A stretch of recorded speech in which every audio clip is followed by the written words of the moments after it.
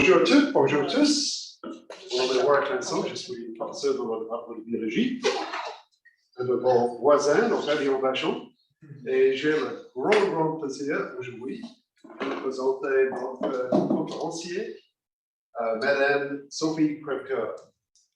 Madame Krepke, Sophie, dans un premier temps, elle a fait un baccalauréat en Belgique, à l'Université de Louvain.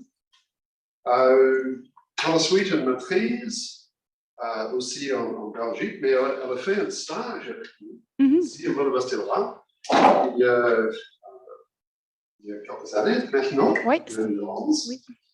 Et elle a travaillé avec moi sur les cyanobactéries pour examiner surtout leur réponse à la température. Par la suite, elle était associée de recherche à l'Université de Simon Fraser, ça veut dire Colombie-Britannique. Elle a retourné ici pour travailler avec moi et avec Connie Lovejoy de IBIS sur un projet dans le subarctique et avec M. Jérôme Kant, professeur INRS, le postdoc IBIS aussi. Elle a travaillé sur le terrain avec moi et le laboratoire de Connie Lovejoy ici pour sa recherche sur les méthanogènes et les méthanotrophes dans les lacs, les mares de Thématin, le subarctique. Par la suite, elle a fait un postdoctorat avec M. Paul D'Argiorgio et Yves Prairie à l'Université de Québec à Montréal. C'était une continuation sur le méthane dans les rivières et dans les lacs boréaux. Et à la suite, elle a obtenu un poste comme chercheur scientifique environnement et changement climatique Canada, où elle a toutes sortes de projets passionnants en limnologie et en écologie microbienne. Et aujourd'hui, elle va parler sur ses recherches sur les cyanobactéries aussi. Donc, merci beaucoup. Merci Warwick pour l'introduction et merci Juan Carlos de m'avoir invité. C'est vraiment agréable de revenir à l'Université Laval après plusieurs années. Donc oui, c'est ça. Comme Warwick a dit, je travaille comme chercheuse scientifique pour Environnement et Changement Climatique Canada. Et dans mon labo, on travaille sur la structure et la fonction du microbiome aquatique en lien avec les efflorescences de cyanobactéries toxiques. Donc, juste pour vous situer, vous donner un petit peu de contexte sur la recherche au sein du gouvernement. Peut-être que vous êtes déjà au courant, mais moi, je me souviens quand j'étais étudiante, c'est des notions que je ne savais pas trop, en fait, qu'il existait une filière de recherche au sein du gouvernement fédéral. Et le centre dans lequel je travaille est situé à Burlington, c'est en banlieue de Toronto, ici. Et c'est le Centre canadien des eaux intérieures. Donc, vous voyez que pour travailler sur les grands lacs, sur la limnologie, on est quand même à un endroit stratégique parce qu'on est carrément au milieu du lac Ontario. On a le lac d'un côté, le port d'Hamilton de l'autre. Et comme on fait de la recherche au sein du gouvernement, on doit prendre en compte le mandat d'Environnement Canada. Mais il y a quand même moyen de développer des projets de recherche si on reste dans une partie du mandat, plus particulièrement pour nous, qui est la préservation et l'amélioration de la qualité des environnements naturels, notamment les environnements aquatiques. Un des avantages de travailler au gouvernement, c'est qu'on a accès à vraiment beaucoup de ressources. Par exemple, quand on fait d'échantillonnage sur les grands lacs, on peut embarquer sur des bateaux de la garde côtière. On peut facilement travailler avec Pêche et Océan Canada aussi pour avoir accès à des bateaux. Et on a beaucoup de ressources aussi pour équiper nos labos, pour l'équipement. Donc là, je fais une pub pour mon laboratoire. Aussi, quelque chose que je voulais mentionner, c'est qu'on peut avoir des étudiants, on peut co-superviser des étudiants en master et au doctorat. C'est sûr que c'est par des collaborations académiques parce que nous, on n'est pas une institution académique, mais les étudiants peuvent profiter des ressources qu'on a à offrir. On peut avoir du financement pour les étudiants aussi. Donc, si jamais des types de recherches qu'on fait vous intéressent, peut-être quelque chose que vous pouvez garder en tête et nous contacter ou me contacter. Dans mon labo, en fait, les principaux sujets de recherche qu'on aborde, c'est surtout le rôle du reste de la communauté microbienne, le rôle que la communauté microbienne joue dans les efflorescences de cyanobactéries toxiques et la toxicité. Et aussi, on regarde l'influence de la gestion du territoire au niveau de l'agriculture et de l'urbanisation sur les communautés d'algues et microbiennes qui se trouvent en aval.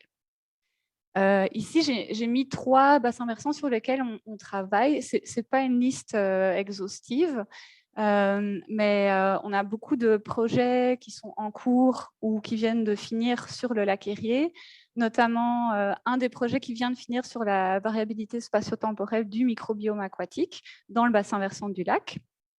Et un autre projet en cours qui est en regardant plus l'influence des microbes qui sont impliqués dans le recyclage des nutriments sur les efflorescences de cyanobactéries.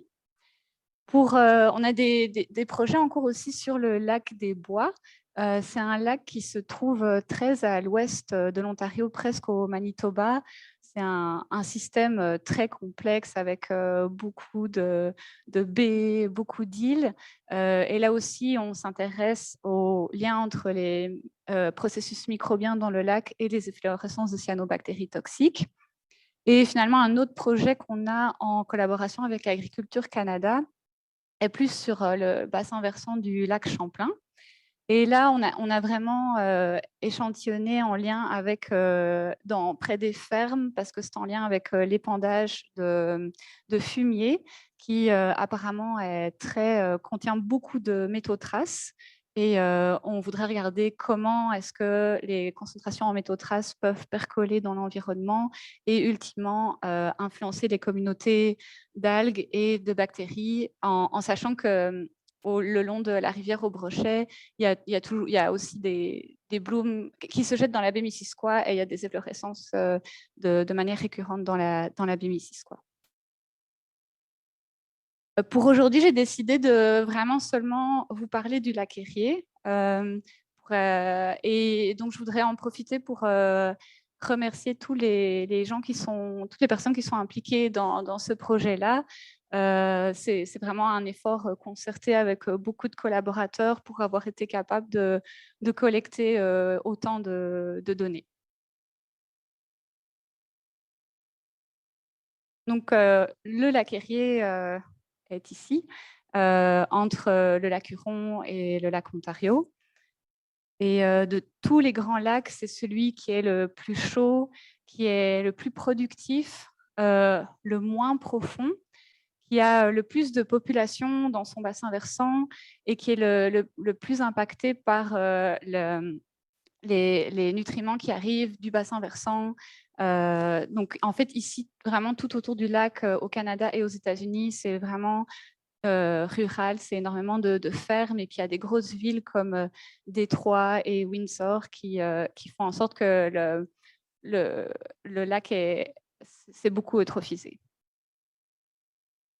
À cause de tous ces apports en nutriments, il y a des efflorescences d'algues toxiques qui sont présentes à chaque année, particulièrement dans le bassin ouest, et qui sont dominées par notamment Microcystis, qui a la capacité de produire la toxine microcystine. Le lac a commencé à se trophiser vers les années 1900 et au début, on voyait surtout des efflorescences qui étaient dominées par des algues eucaryotiques et aussi des cyanobactéries. Et c'est pour ça qu'en 1972, il y a eu un traité entre le Canada et les États-Unis pour diminuer les apports de phosphore dans le lac. Et au début, on a vu que les conditions la qualité de l'eau s'est améliorée, mais dans les années 90, il y a eu une invasion des moules zébras et quaggas. Et ça a quand même affecté la dynamique d'échange des nutriments entre le littoral et l'eau, parce que les moules excrètent les nutriments là où elles se trouvent.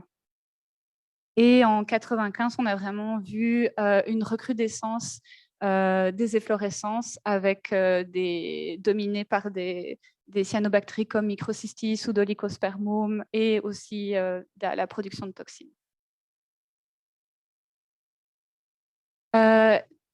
En fait, ici, quand on utilise justement les variables abiotiques comme le phosphore, même si le phosphore a diminué, on a quand même des efflorescences de cyanobactéries chaque année et on a vraiment de la difficulté à prédire quand les efflorescences, quelle va être leur étendue et si elles ont le potentiel de devenir toxiques. Donc, ça nous fait penser que pour l'instant, on n'a pas une bonne compréhension de comment l'écosystème fonctionne et qu'il faudrait qu'on pousse un peu plus loin l'investigation à ce niveau-là. C'est pour ça qu'on a décidé d'utiliser une approche à l'échelle du bassin versant, donc pour prendre un peu de recul. En fait, de 2016 à 2019, on a échantillonné à plusieurs endroits, à plusieurs saisons aussi dans le bassin versant et on a ciblé un des principaux tributaires au Canada, la rivière Thames. En fait, c'est le tributaire qui contribue au plus gros chargement de phosphore au Canada. On a pris des échantillons dans le haut de la rivière Thames, plus en aval, dans le lac Saint-Clair. Donc ça, c'est le petit lac qui est entre le lac Huron et le lac Erie. La rivière Détroit et finalement, ouais, c'est le sens d'écoulement, finalement dans le bassin ouest du lac Erie. On a aussi pris des échantillons dans le bassin central et le bassin est. Et avec ce design expérimental, on voulait voir quelle était la variabilité spatio-temporelle du microbiome aquatique. On voulait regarder quels étaient les facteurs qui influencent le microbiome dans le bassin versant du lac Erie, voir un peu le rôle de la dispersion et du transport passif de cellules versus de la sélection de l'amont jusque l'aval, et voir si les rivières peuvent ou le bassin versant peut être une source de recrutement pour les communautés microbiennes dans le lac Erie. On a aussi regardé, on voudrait aussi regarder quel est le rôle du reste de la communauté microbienne dans les apparitions d'efflorescence de cyanobactéries toxiques. Et pour ça, on a regardé les microbes qui sont impliqués dans le recyclage des nutriments.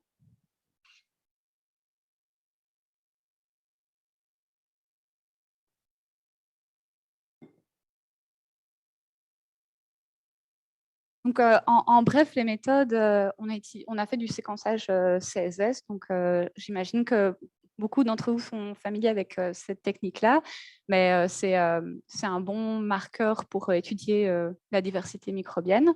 Et ça inclut les cyanobactéries. On a classifié nos séquences en variants de séquences d'amplicon, donc des séquences exactes ou des ASV.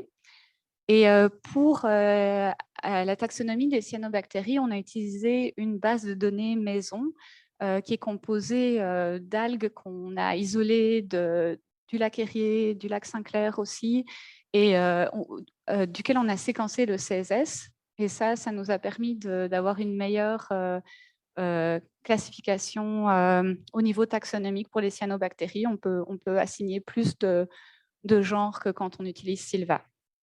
On a aussi fait des PCR quantitatifs sur les gènes impliqués dans le recyclage des nutriments et la production de toxines, que je vous présenterai un peu plus tard. D'abord, je vais me concentrer sur le travail qu'on a fait avec le séquençage d'amplicon.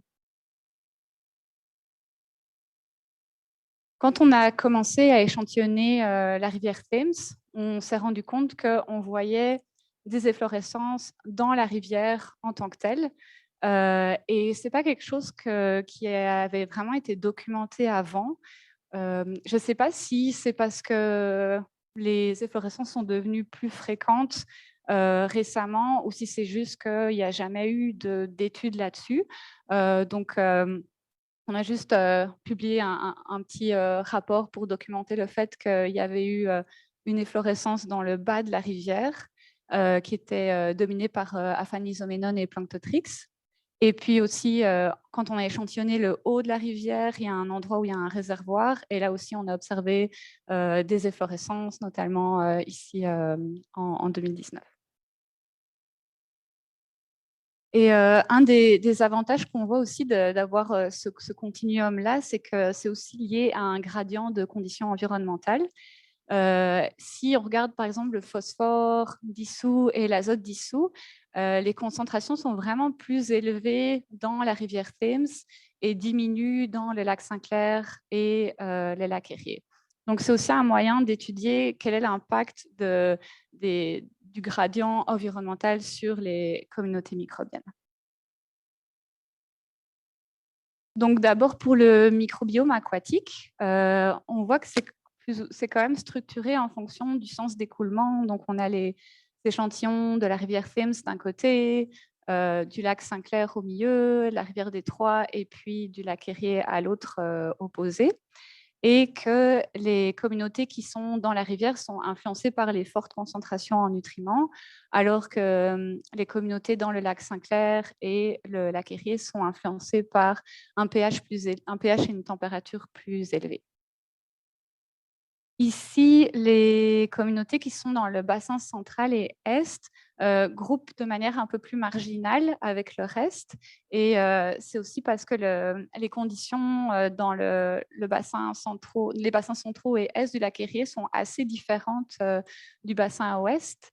Et pour cette raison, plus tard dans l'analyse, on a parfois retiré les données sur les bassins centraux et est parce qu'on était vraiment plus intéressé par les efflorescences de cyanobactéries qui sont une caractéristique du bassin ouest. Maintenant, en fonction des différentes saisons, on voit que les communautés sont quand même différentes en hiver ou au printemps, mais qu'il y a quand même plus de chevauchement quand on est en été et à l'automne. Pour regarder l'influence de la distance spatiale sur les communautés microbiennes, on a fait un corrélogramme de Mentel. Donc, pour regarder la corrélation entre la distance spatiale et la structure de la communauté. Et pour ça, on a calculé la distance entre chaque site d'échantillonnage du plus en amont jusqu'au plus en aval en suivant le sens de l'écoulement. Et on a des résultats assez similaires pour la communauté microbienne et la communauté des cyanobactéries.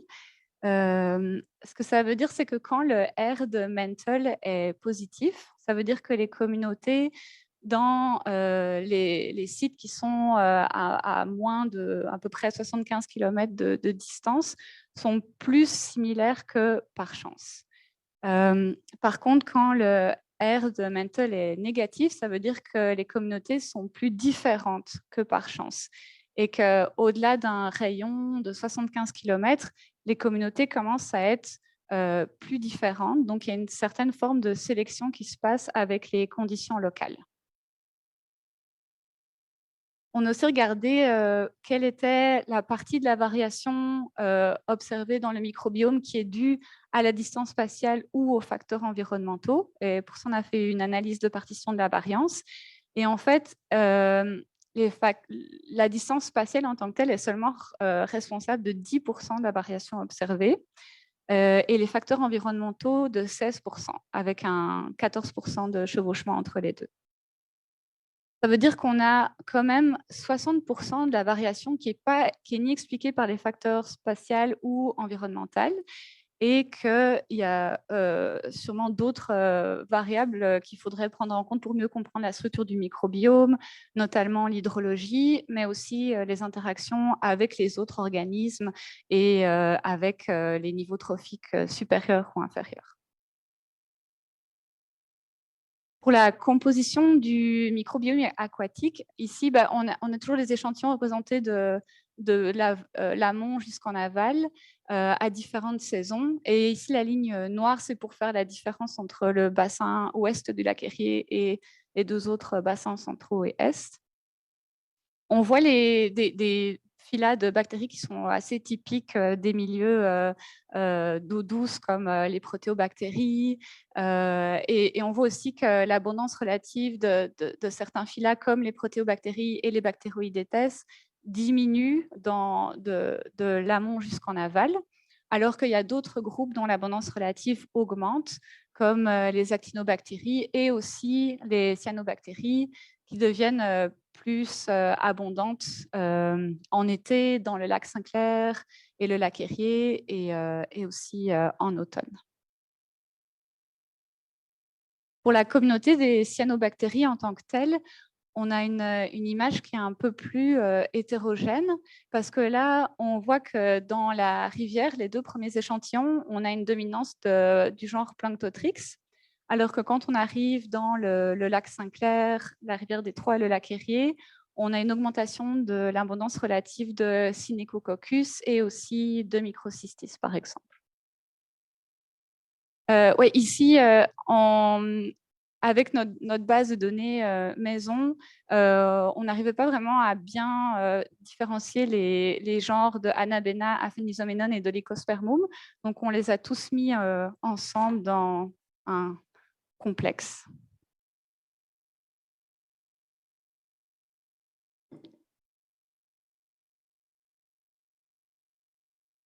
Ensuite, pour regarder plus la connectivité avec le bassin versant, on a décidé de classifier les séquences pas en fonction de leur taxonomie, mais en fonction de l'environnement dans lequel elles étaient détectées en premier. Donc, on a regardé toutes les séquences qui étaient dans le bassin ouest du lac Erie à différentes saisons, et on a regardé où est-ce qu'on les avait trouvées en premier. Et en fait, pour la communauté microbienne au total, la majorité des séquences qu'on trouve dans le bassin ouest ont d'abord été identifiées dans la rivière. Et même s'il y a des ASV, beaucoup d'ASV en grande proportion qui sont seulement détectés dans le bassin ouest du lac Erie, ben, ces ASV-là, elles représentent seulement une très faible abondance relative. On a le même profil pour les cyanobactéries, avec un petit peu moins d'influence du haut de la rivière Thames, par exemple en été ou en automne, mais quand même, la majorité des séquences de cyanobactéries qu'on trouve dans le bassin ouest du lac Erie ont d'abord été identifiées dans la rivière. Ça nous permet de comprendre un peu mieux les patrons d'assemblage des communautés. Quand on regarde une communauté à une petite échelle de temps, comme ici, c'est surtout les processus d'effet de masse et de sélection qui sont en jeu. Et l'effet de masse, c'est quand en fait, les cellules sont transportées, une forte abondance de cellules sont transportées de manière passive de l'amont en aval. Et ça veut aussi dire qu'il y a une forte connectivité dans le bassin versant. Et c'est ce qu'on observe ici. Et juste pour mettre un disclaimer, ça ne veut pas dire que c'est la rivière Thames qui est la seule source. Ici, on a utilisé la rivière Thames pour une signature en fait de l'influence du bassin versant, mais il y a d'autres tributaires qui se trouvent aux États-Unis et c'est fort possible que les ASV qu'on trouve dans la rivière Thames soient aussi trouvés dans les autres tributaires. Donc, c'est quelque chose à garder en tête que on voit.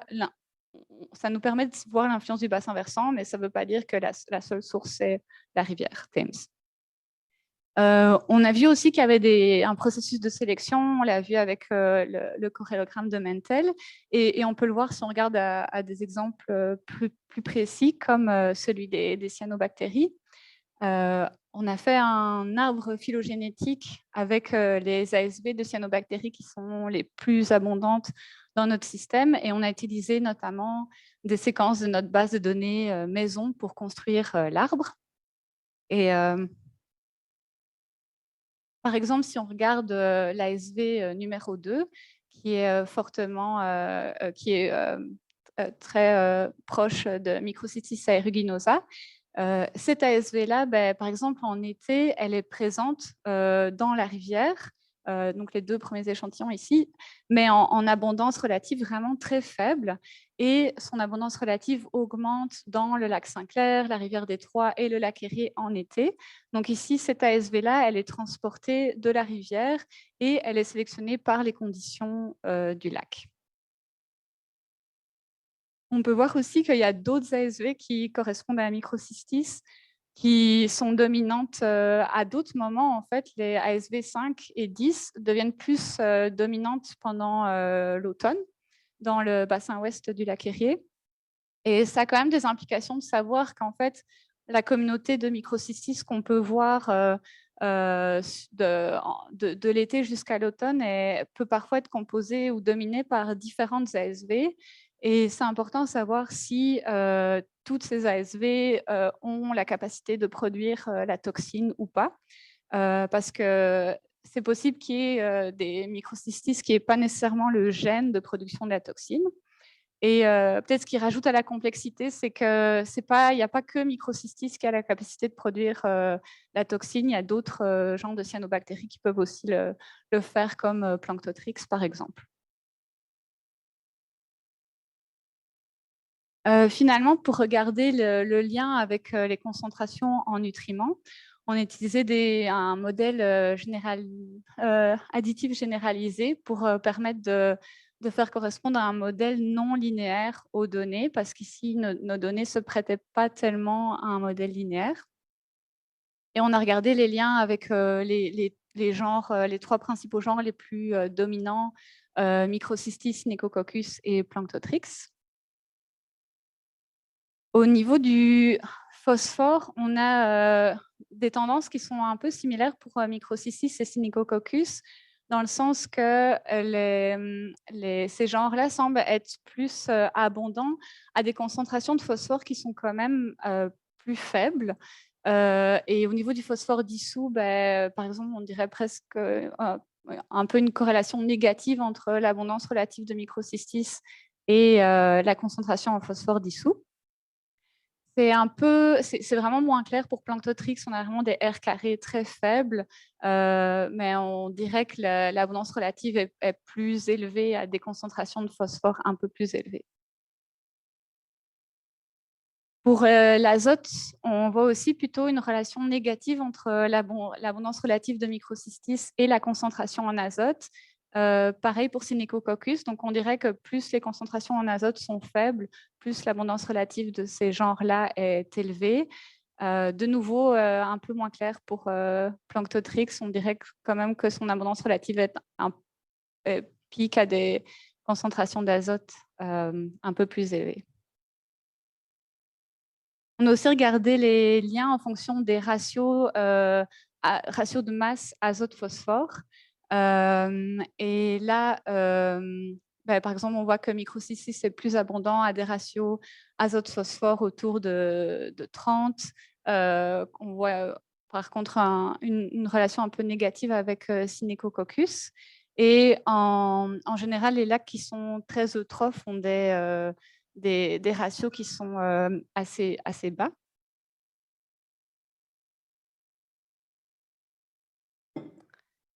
Et avoir le ratio de masse, ça peut aussi nous permettre d'avoir une indication sur quel est l'élément qui est limitant. En regardant dans la littérature, c'est sûr qu'il y a parfois plusieurs valeurs, mais ce que j'ai trouvé de manière assez consistante et toujours proche de ces valeurs-là, c'est que quand on a un ratio de masse qui est supérieur à 22,5, c'est le phosphore qui est l'élément limitant. Entre 9 et 22,5, on est en co-limitation d'azote et de phosphore, et un ratio en deçà de 9 indique plutôt que c'est l'azote qui est l'élément limitant. les écosystèmes qu'on a échantillonnés, avec une moyenne multiannuelle des ratios phosphore et azote, ben, on est plutôt toujours au niveau du phosphore comme élément limitant, mais le ratio diminue de la rivière jusque dans le lac, et le bassin versant du lac Erie, lui, a le ratio qui est le plus faible. Donc ça nous a fait penser à des hypothèses concernant les micro-organismes qui sont impliqués dans le recyclage des nutriments dans ce système-là. C'est que dans des cas de déficience en azote, on s'attendrait à avoir une plus forte abondance de gènes qui sont impliqués dans l'assimilation de phosphore, alors que dans des cas et aussi, vu qu'il y a beaucoup d'azote, ben, qu'on aurait plus de gènes qui sont impliqués dans la dénitrification, donc la perte d'azote. Alors que dans des cas de codéficience en azote et phosphore, on s'attendrait à avoir plus de gènes qui sont impliqués dans la fixation d'azote et moins qui sont impliqués dans la dénitrification, donc la perte d'azote. On a aussi regardé un des gènes impliqués dans la production de toxines, et on s'attend à ce qu'il y ait une corrélation avec la concentration en toxines. Pour ça, on a utilisé la méthode des PCR quantitatives. Donc pour le cycle de l'azote, on a ciblé et amplifié plusieurs gènes qui sont impliqués dans la nitrification, donc la transformation d'ammoniac en nitrate. Plusieurs gènes qui sont impliqués dans la dénitrification, cette fois-ci la production d'azote gazeux, et le gène impliqué dans la fixation d'azote. Pour le cycle du phosphore, on a plusieurs phosphatases et une hydrolase. Ça, c'est des enzymes qui, en fait, coupent les molécules dans lesquelles il y a un groupement phosphate pour rendre le groupement phosphate disponible pour les micro-organismes, et aussi une enzyme impliquée dans la solubilisation du phosphore. Et finalement, pour la production de toxines, on a regardé le gène qui est impliqué dans la synthèse de la microcystine synthétase. Donc, au niveau des ratios azote-phosphore dans le système, en fonction des différents mois échantillonnés, et ici, la ligne verte, c'est pour faire la différence entre quand le système est limitant en phosphore ou limitant en azote et en phosphore. On n'a pas dans nos données vraiment des ratios qui sont en deçà de 9, donc qui indiquent strictement une limitation en azote. Mais au début, donc au printemps, même jusqu'en juillet, on est plutôt dans un système avec des ratios élevés, donc où le phosphore est limitant. Alors que quand on arrive plus tard dans l'année, en août, octobre, dans le lac Saint-Clair et dans le bassin ouest du lac Erie, là, on a quand même des ratios assez faibles qui indiquent une colimitation d'azote et phosphore. Et pour les gènes impliqués dans le recyclage de nutriments, on voit une forte abondance de gènes qui sont impliqués dans l'assimilation du phosphore et la dénitrification, et qui semblent souvent augmenter en abondance dans la rivière. Et même dans les échantillons qui ont un ratio en dessous de 22,5, on ne voit pas vraiment un changement au niveau des gènes impliqués dans la fixation d'azote. Ne semblent pas être vraiment plus abondants, et on a quand même une forte abondance de gènes qui sont impliqués dans la dénitrification encore. Et si on se rappelle quelles sont les cyanobactéries qui dominent dans le lac Saint-Clair et lac Erie au mois d'août et au mois septembre en été et à l'automne, ben, c'est plutôt des cyanobactéries qui ne sont pas capables de fixer l'azote, comme Synechococcus, Microcystis et Planctotrix. Je pense qu'il y en a une des cyanobactéries qui est quand même abondante dans la rivière et qui est capable de fixer l'azote, c'est Aphanizoménone, mais elle est présente en assez faible abondance quand même dans le lac Saint-Clair et le lac Erie. Le gène qui est impliqué dans la production de toxines est surtout présent à partir du mois d'août dans le lac Saint-Clair et le lac Erie, et très peu dans la rivière. Et on a quand même une bonne corrélation entre la concentration en microcystine dans l'eau et l'abondance du gène. Donc, on peut penser que c'est un bon indicateur pour avoir une idée du potentiel de production de toxines. On a regardé les corrélations entre les différents gènes impliqués dans le recyclage de nutriments et les données physico-chimiques. Et déjà, on peut voir que tous les gènes impliqués dans le recyclage de nutriments sont très fortement corrélés entre eux, sauf le gène impliqué dans la production de toxines qui est corrélé avec aucun des autres gènes. Et qu'en général, les gènes impliqués dans le recyclage de l'azote et du phosphore sont positivement corrélés avec les concentrations en phosphore et en azote. Mais par exemple, le gène impliqué dans la fixation d'azote, lui, n'est pas corrélé avec les concentrations en azote. Finalement, le gène impliqué dans la production de microcystine est seulement anticorrélé avec les concentrations en azote et les ratios azote-phosphore. Donc, ça veut dire que moins on a d'azote, plus le système est limité en azote, plus on aurait potentiellement un potentiel de production de microcystine. Et finalement, on a fait les mêmes corrélations, mais cette fois-ci avec les genres de cyanobactéries qui dominent dans le système. Et c'est surtout en fait le genre Planctotrix qui semble être corrélé avec la plupart des gènes impliqués dans le cycle de l'azote et du phosphore, et moins les autres genres. On voit des corrélations opposées avec les gènes impliqués, certains gènes impliqués dans la dénitrification et dans la nitrification. Mais il y a quand même une corrélation positive entre une des phosphatases et plusieurs genres dominants dans le lac. Donc, on peut penser que ici, l'activité microbienne de recyclage du phosphore pourrait permettre aux cyanobactéries de perdurer et de continuer à avoir accès à du phosphore pendant l'été et l'automne. Et finalement, le gène impliqué dans la production de toxines est corrélé avec certains des genres comme Synechococcus et le plus fortement, c'est avec Microcystis.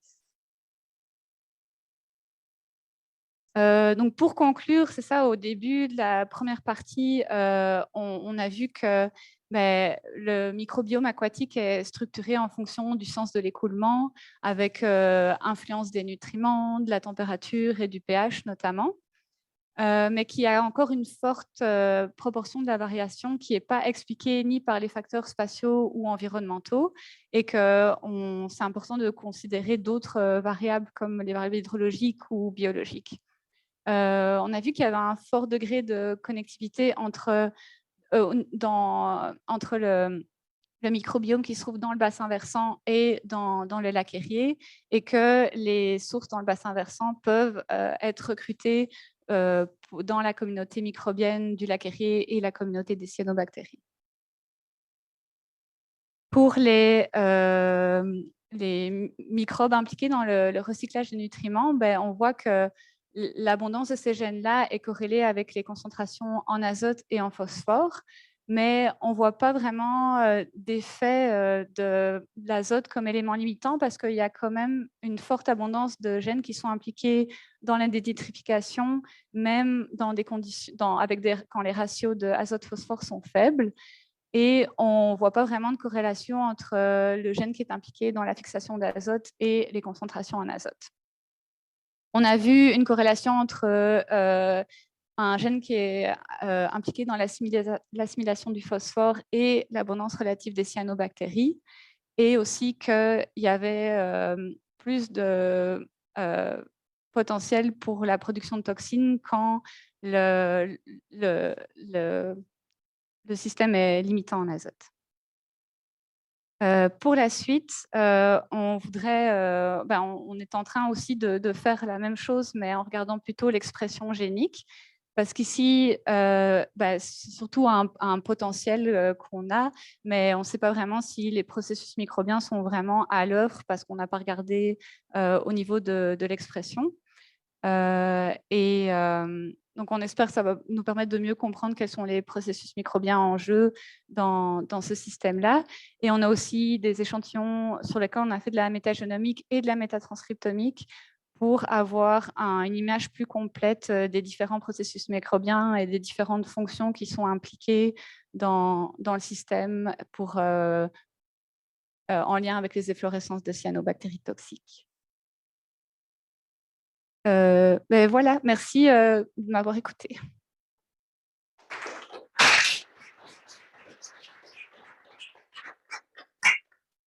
Merci beaucoup, Sophie.